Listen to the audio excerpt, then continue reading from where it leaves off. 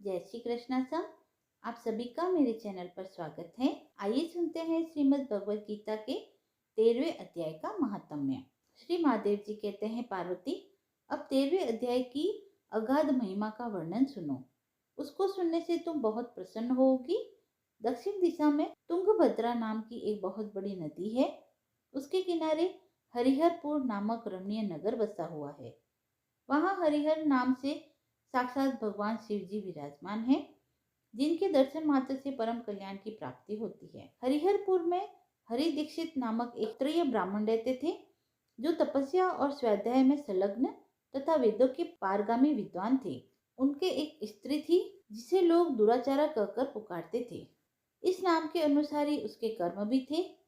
वह सदा पति को कुवाच्य कहती थी। पति से संबंध रखने वाले जितने लोग घर पर आते, उन सबको डांटती और स्वयं कामोन्मत्त होकर निरंतर व्यभिचारियों के साथ रमण किया करती थी। एक दिन नगर को इधर उधर आते जाते हुए पूर्ववासियों से भरा देख उसने निर्जन और दुर्गम वन में अपने लिए संकेत स्थान बना लिया। एक समय रात में किसी कामी को न पाकर वह घर के किवाड़ खोलकर नगर से बाहर संकेत स्थान पर चली गई। उस समय उसका चित्त काम से मोहित हो रहा था।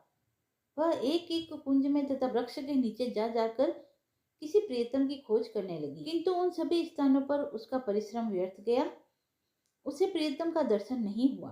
तब वह उस वन में नाना प्रकार की बातें कहकर विलाप करने लगी। चारों दिशाओं में घूम घूम कर वियोग जनित विलाप करती हुई उस स्त्री की आवाज सुनकर कोई सोया हुआ बाघ जाग उठा और उछलकर उस स्थान पर पहुंचा जहां वह रो रही थी। उधर वह भी उसे आते देख किसी प्रेमी की आशंका से उसके सामने खड़ी होने के लिए ओट से बाहर निकल आई। उस समय व्याघ्र ने आकर उसे नख रूपी बाणों के प्रहार से पृथ्वी पर गिरा दिया। इस अवस्था में ही वह कठोर वाणी में चिल्लाती हुई पूछ बैठी, अरे बाघ, तू किस लिए मुझे मारने को यहाँ आया है?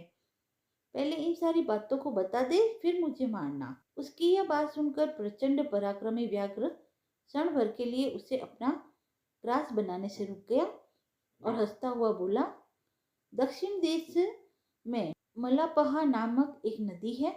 उसके तट पर मुनिपर्णा नामक नगरी बसी हुई है। वहाँ पंचलिंग नाम से प्रसिद्ध साक्षात भगवान शंकर निवास करते हैं। उसी नगरी में मैं ब्राह्मण कुमार होकर रहता था। नदी के किनारे अकेला बैठा रहता और जो यज्ञ के अधिकारी नहीं है, उन लोगों से भी यज्ञ कराकर उनका अन्न खाया करता था। इतना ही नहीं, धन के लोभ से मैं सदा अपने वेद पाठ के फल को भी बेचा करता था। मेरा लोभ यहाँ तक बढ़ गया था कि अन्य भिक्षुकों को गालियां देकर हटा देता और स्वयं दूसरों नहीं देने योग्य धन भी बिना दिए ही हमेशा ले लिया करता था। ऋण लेने के बहाने में सब लोगों को छला करता था। तदंतर कुछ काल व्यतीत होने पर मैं बूढ़ा हुआ। मेरे बाल सफेद हो गए, आंखों से सूझता न था और मुंह के सारे दांत गिर गए। पर भी मेरी दान लेने की आदत न छूटी। पर्व आने पर प्रतिग्रह के लोभ से मैं हाथ में कुछ लिए तीर्थ के समीप चला गया। तत्पश्चात जब मेरे सारे अंग शिथिल हो गए, तब एक बार मैं कुछ धूर्त ब्राह्मणों के घर पर मांगने खाने के लिए गया। उसी समय मेरे पैर में कुत्ते ने काट लिया। तब मैं मूर्छित होकर क्षण भर में पृथ्वी पर गिर पड़ा। मेरे प्राण निकल गए। उसके बाद मैं इसी व्याघ्र योनि में उत्पन्न हुआ। तब से इस दुर्गम वन में रहता हूँ तथा अपने पूर्व पापों को याद करके कभी धर्मिष्ठ महात्मा, यति, साधु पुरुष तथा सती स्त्रियों को मैं नहीं खाता।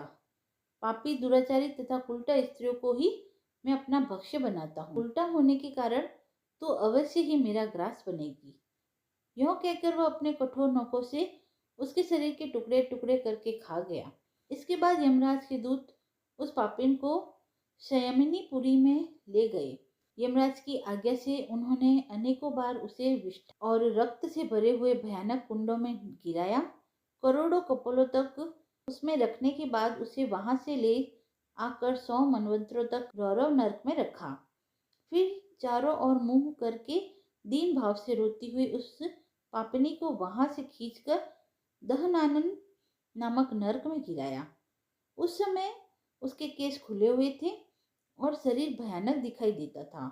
इस प्रकार घोर नरक यातना भोग चुकने पर वह महापापिन इस लोक में आकर चांडाल योनि में उत्पन्न हुई। चांडाल के घर में भी प्रतिदिन बढ़ती हुई वह पूर्व जन्म के अभ्यास से पूर्ववत पापों से प्रवृत्त रही। फिर उसे कोढ़ और राज्य क्षमा का रोग हो गया, नेत्रों में पीड़ा होने लगी। फिर कुछ काल के पश्चात वह पुनः अपने निवास स्थान हरिहरपुर को गई, जहाँ भगवान शिव के अंतपुर की स्वामिनी जम्बका देवी विराजमान हैं।